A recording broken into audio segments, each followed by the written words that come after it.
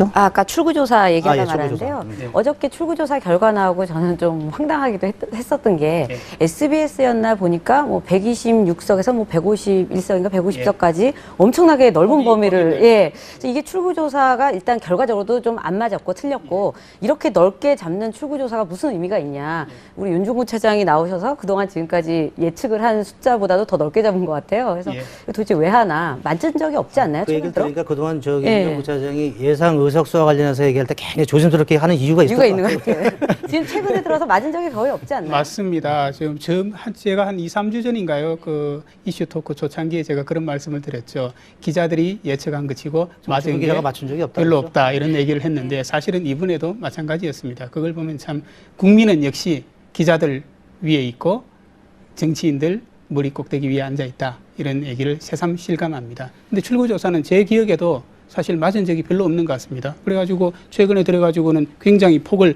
넓게 잡아가지고 위험을 분산하려고 하는데도 불구하고 또 이번에 안 같은 맞습니다. 경우에 70만 명을 조사를 했더라고요. 그래서 그것도 비용이 70억이나 들었다는 거예요. 풀이 많이 삼삼 드는데 물론 이제 70억을 들였어요. 조사의 이제 어려움이라든가 뭐 이런 건 좀 알겠지만 이번에 다섯 번째 좀 빗나가지고 이제 그 뭐 출마한 당사자도 좀 당혹스럽고 또 이게 조사를 했던 방송사에서도 아마 당혹스럽다 그러는데 역시 그 민심을 읽는다는 게 그만큼 어렵지 않나 그런 좀 생각이 듭니다. 좋은 뜻으로 보면 국민이 이렇게 출구조사와 실제 개표 결과가 반전하고 이런 모습 보면 참 긴박하고 또 흥미진진하지 그래서 않겠습니까? 예측하고 이제 실제 개표 결과하고 좀 달라가지고 밤 한 11시쯤 넘어가서는 이렇게 엎치락 뒤치락하고 실제로 또 100여 표 차로도 저 당락이 뒤바뀌어서 저희도 좀 판단이 힘들었는데 아무튼 그 조사가 힘들다는 좀 말씀드리고 우선 이번 총선과 관련해서 이제 우리 저기 박성원 부장한테 좀 여쭙고 싶습니다. 뭐냐면 이 총선 그 의석수 결과를 보니까 한나라당이죠. 새누리당이 152석, 민주당이 127석, 그다음에 통합진보당이 13석,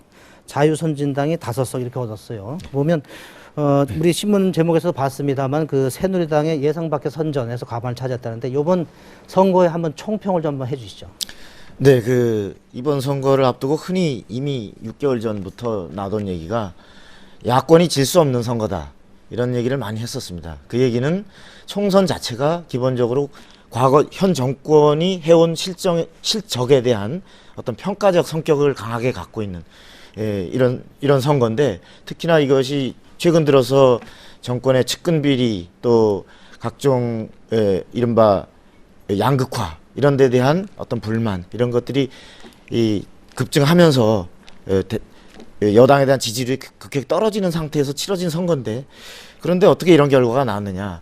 그것은 이 총선의 성격이 과거의 총선과 굉장히 다른 올해 총선과 대선이 함께 치러진다는 어제 제가 잠시 방송에서 말씀드린 기억이 있습니다만 바로 이 정권에 대한 심판뿐만이 아니라 앞으로 다가올 내년 이 연말에 치러질 대선을 통해서 어떤 차기 정권을 선택할 것인가에 대한 어떤 미래에 대한 선택이 겸해져 있는 총선이었다 때문에 그 양당 단순히 여당만 정권만 심판받는 것이 아니라 대안 세력이 될 수 있는 야당에 대해서도 또한 그 미래에 대해서 동시에 평가를 하는 이러한 선거였다라고 하는 측면에서 우선 첫째 의외성의 시작을 찾아야 될 것 같습니다.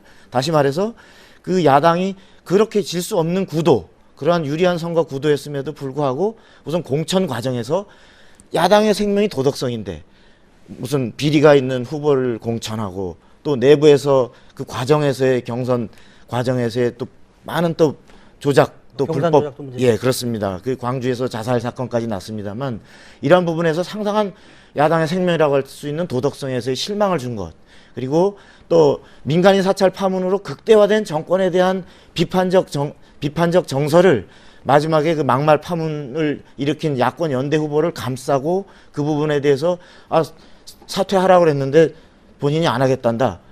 그렇게 말아버리는. 그럼 국민은 이건 뭐냐? 이거 장난하는 것도 아니고 이런 데서 상당히 화가 난. 그래서 전통적인 민주당 지지자들이 투표를 하러 가기를 주저하거나 그러한 경향들이 적지 않은 것들이 어떤 양 당에 대한 동시적인 심판의 성격이었고 그런 결과가 어제 나타난 것이 아닌가 그렇게 봅니다. 그럼 요 얘기를 한번 좀 당별로 좀 나눠서 한번 이게 세 분에서 좀 보면 어떨까 싶습니다. 윤중구 차장 그 새누리당 쪽에서 보면 좀 어떻습니까 이게? 새누리당 쪽에서 보면 저는 국민이 새누리당에 긴장감을 불어넣은 것 아니냐. 마찬가지입니다. 사실은 야당에도 마찬가지입니다. 국민이 정치권을 끊임없이 나태하지 못하게 긴장하게 바짝 정신 차려라 이런 명령을 내린 것이다라고 분석을 합니다. 왜냐하면 152석이죠. 152석은 뭐냐면 17대 총선에서 열린우리당이 얻은 의석이 152석이죠. 그리고 4년 전 18대 총선에서 한나라당이죠. 그 당시 한나라당이 얻은 의석이 153석입니다. 이번에 새누리당이 152석, 거의 비슷하게 얻었는데요. 그럼 이것은 과반수는 과반수입니다. 그러나 이거 어느 정도의 과반수냐 하면 자칫하면 과반수 이룰 수 있습니다. 이 정도 가지고는 국회 과반수이긴 하지만 마음대로 못합니다. 정확히는 과반수 151 플러스 1이죠, 이게. 플러스 1이죠. 플러스 1을 살짝 넘었는데 17대 총선에 17대 국회에서도 열린우리당이 국회를 마음대로 했습니까? 못했거든요. 18대 국회에서 한나라당이 과반수를 살짝 넘겼지만 국회를 마음대로 했습니까? 절대 마음대로 못했습니다. 이번도 마찬가지입니다. 새누리당이 살짝 과반수를 한두 석 정도 넘기긴 했지만 이건 국민이 당신들 마음대로 한번 해보시오 이게 아니라 굉장히 긴장감을 갖고 책임감을 갖고 여당으로서 일하시오. 그런 의미이고 이명박 대통령에 대해서도 이 심각한 식물 상태의 그 레임덕에 빠지지는 않게 하지만 그래도 당신 이렇게 우리가 간달간달하게 이 과반수를 줬으니까 책임을 갖고 남은 임기에 열심히 하시오. 힘을 갖고 자신감을 갖고. 그렇지만 절대 긴장을 풀지 마시오. 이런 의미라고 봅니다. 저는. 그 청와대 입장에서는 또 이럴 수도 있을 것 같아요. 이제 뭐 정권 말 되면 이제 레임덕 현상 얘기 많이 하는데 이제 갈수록 이제 대통령의 힘이 빠지는 상황에서 이제 야당으로 이제 의석이 넘어가느냐 그 우려가 많았는데 그래도 턱걸이로 과반을 차지했으면 좀 안도할 것 같은 생각이 들어요. 그렇지만요. 수도권을 보면 수도권이 어떤 데입니까? 전국에 그 인구의 거의 절반이 몰려 있고 의석수도 45, 6%가 몰려 있는 가장 중요한 지역이거든요. 그리고 이게 전국 여론의 바로미터가 되는 지역인데 여기서는 전체 승패와는 좀 다른 현상이 나타났죠. 수도권에서는 아무래도 민주당이 더 의석이 많았습니다. 그런 거로 보면은 이 새누리당한테는 전체적으로 봐서 잘하면 대선에서 열심히 하면 좀 이길 수도 있겠다는 희망을 준 반면에 긴장감도 줬죠. 야, 수도권 이거 못 먹으면 질 수도 있다. 반면 민주당한테는 전체적으로는 졌지만 수도권에서 희망을 보여줌으로써 대선 때까지 열심히 해보겠다. 이런 양당의 똑같은 그런 이 채찍과 당근을 같이 준 것 아닌가 이렇게 이제 해서. 한나라당하고 새누리당 이제 말씀하신 곽 부장 뭐 질문하시죠. 아니요, 저는 그냥 신문을 쭉 보다가 예. 이번에 거의 모든 신문이 아까도 살펴봤지만 박근혜 위원장의 공이다. 예. 사실은 박근혜의 힘이다. 이렇게 얘기를 했는데 예. 사실은 저도 뭐 인정은 하지만 이게 그냥 생각에는 이게 새누리당이 김용민 후보한테 감사해야 되는 건 아닌가. 사실 거기서 깎아먹은 표가 좀 많지 않았을까라는 생각이 들거든요. 전적으로 동감입니다. 어떤가요? 왜냐하면 우리 이제 이슈 토크도 이거 지금까지 한 3, 4일 전부터는 계속 김용민 막말 파문 저질 발언 이것을 주요한 이슈로 다뤄왔지 않습니까? 근데 이제 저는 이번에 선거의 결과도 딱 공을 두 사람을 꼽으라면 박근혜의 힘과 김용민의 힘이라고 봅니다. 약간의 그 긍정적인 힘과 부정적인 힘이었는데요. 김용민의 힘이 얼마나 저는 이게 크게 작용을 했는가 생각을 해보면, 저 혹시 저 서울의 그 판세, 그 어느 정당이 승리했는지 그 지도가 준비됐는지 모르겠는데 화면에요. 예, 동아일보 13면에 보면은요, 그 지도로 일목요연하게 잘 나와 있습니다. 지금 혹시 이게 잘 잡히나요? 그 참고로 제가 예. 서울 지역의 의석수 분포를 말씀을 드리면서 전체 48석 중에 저기 나오네요. 18석이 새누리당이고 그다음에 민주통합당이 30석 그리고 통합진보당이 2석입니다. 예, 지금 나오다시피 서울 지역이 거의 X자 형태로 해가지고 강남벨트하고 서북 쪽은 새누리당이 많이 됐고 그리고 동북 쪽과 서남쪽은 민주당이 많이 된 모습을 지도로 볼 수 있는데요. 특히 저 동북 쪽을 보면 노란색 민주당 1색이죠 거의. 그런데 딱 하나 빨간색이 보이죠. 네. 저기가 어느 지역이냐면 노원갑입니다. 김용민 후보예요. 그러니까 저기 예. 우측 상단이죠, 그러니까. 예, 우측 상단 동북 쪽이죠. 근데 저걸 보면은 막말 파문에 대해서 국민은 역시 예리하다. 네. 그 생각할 수 있고 또 저기에만 영향을 미쳤느냐 저는 그렇게 보지 않습니다. 왜냐하면 이번에 전국적으로 이 지방을 보면 특히 지방의 어르신들 많잖아요. 거기는 아니 이런 말을 어떻게 국회의원 후보라는 사람이 할 수 있나 이런 걸로 네. 굉장히 저는 분노한 민심이 어느 정도 박근혜 위원장의 긍정적인 힘과 함께 같이 작용하지 않았느냐.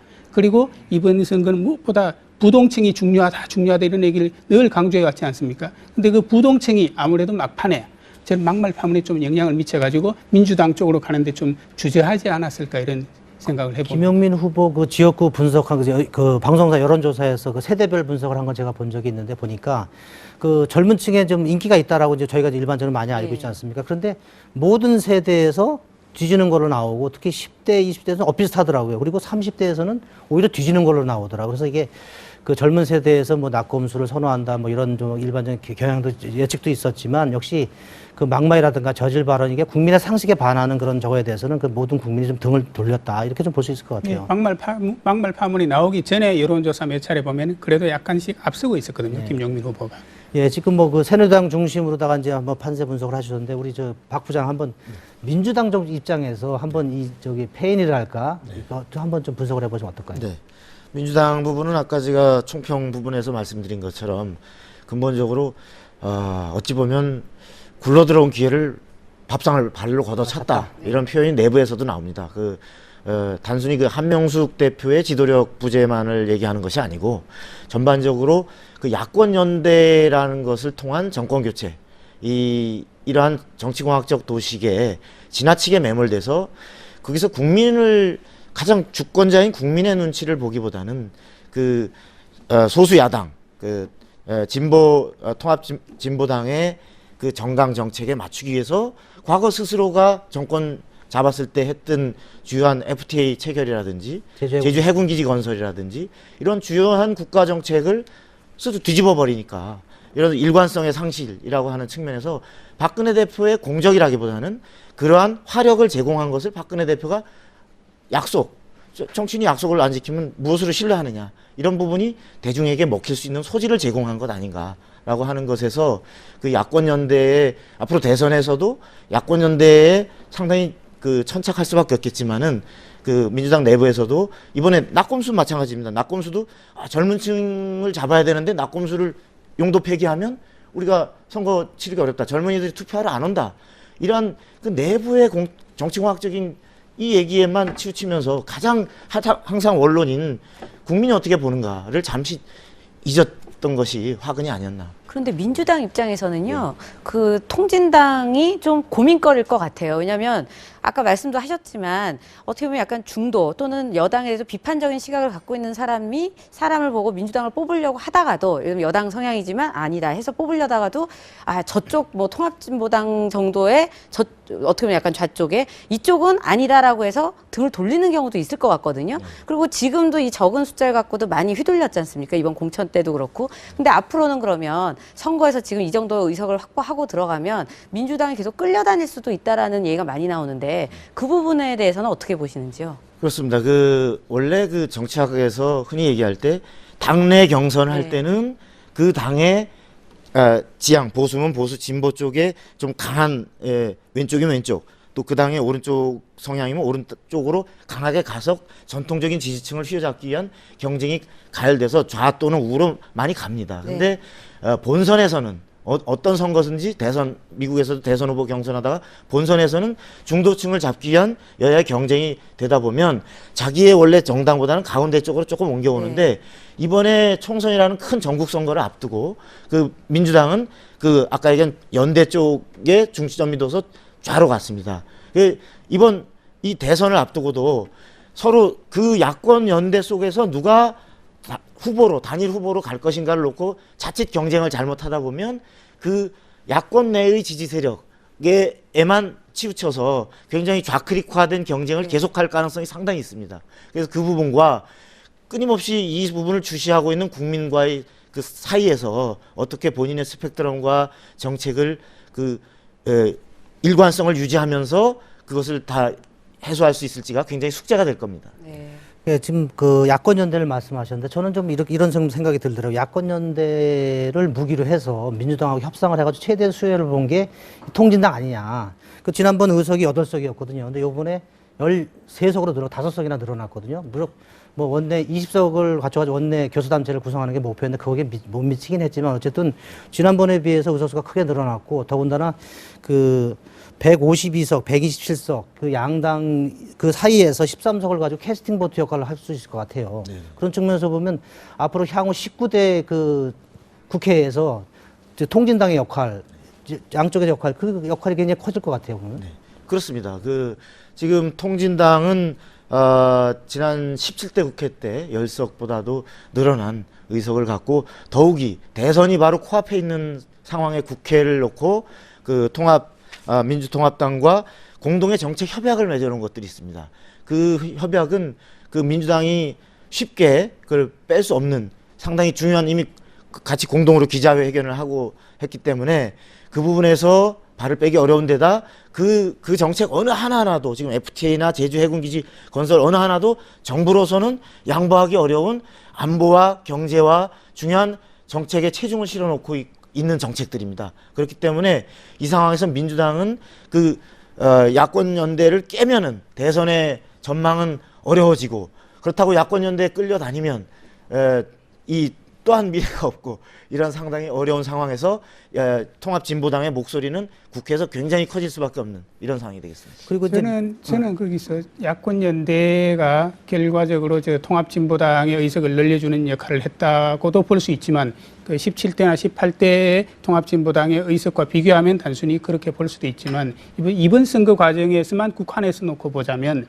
야권 연대의 위력 을 10분 활용하지 못했다고 생각합니다. 왜냐하면 처음에는 야권연대 했을 때 다들 20석을 넘길 수 있다. 원내 교섭단체가 가능할 거다 이런 전망이 많았거든요. 그런데 이게 왜 안 됐느냐 하면 아까 그 말씀하셨듯이 이게 정치학에서 기본이 두 당이 연대할 때는 좀 더 많은 사람을 포용하기 위해서 유권자를 포용하기 위해서 하는 건데 이번 야권연대는 어떻게 된 게 포용하려면 중간으로 와야 되는데 더 왼쪽으로 치우쳐 버렸단 말이죠. 그래서 이것을 어떻게 보면은 양보하지 않고 통합진보당이 너무 자기 페이스로 가려고 소탐 대실한 거 아닌가 이런 생각도 듭니다. 민주당 그 지지자들 입장에서 보면 이럴 수도 있을 것 같습니다. 뭐냐면 자 야권 연대는 다 좋다. 그리고 저기 통진당을 지지하는데 통진당의 정책 그것까지 우리가 다 보고서 찍어줘야 되냐는 부분에서는 좀 약간 고개를 갸우뚱하는 부분이 그래서 실제로 그 선거를 뛰는 사람은 어쨌거나 전국 각 지역에 흩어져 있는 246곳의 후보자들 아니겠습니까? 그리고 그 전국의 유권자들이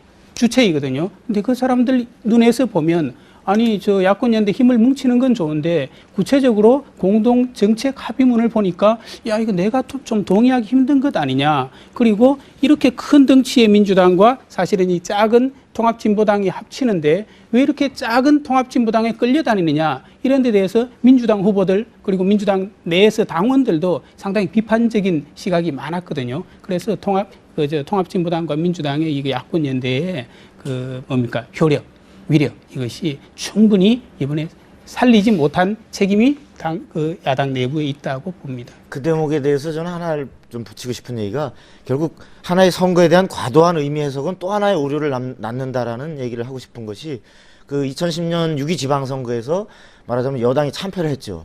그것의 해석이 어떤 양극화나 이런 불만을 어떤 진보적인 색채, 특히 무상급식이라든지 그것을 또 무상의료, 무상주거 이렇게 확대시키는 것이 오로지 이 정권과 차별해서 갈 수 있는 길이다라는 과도한 의미 해석에서 그것이 통합진보당의 공약을 베끼는 정책을 베끼는 수준으로 따라갔던 것 그것이 이러한 오류를 범한 것이 아닌가 그런 생각을 해봅니다.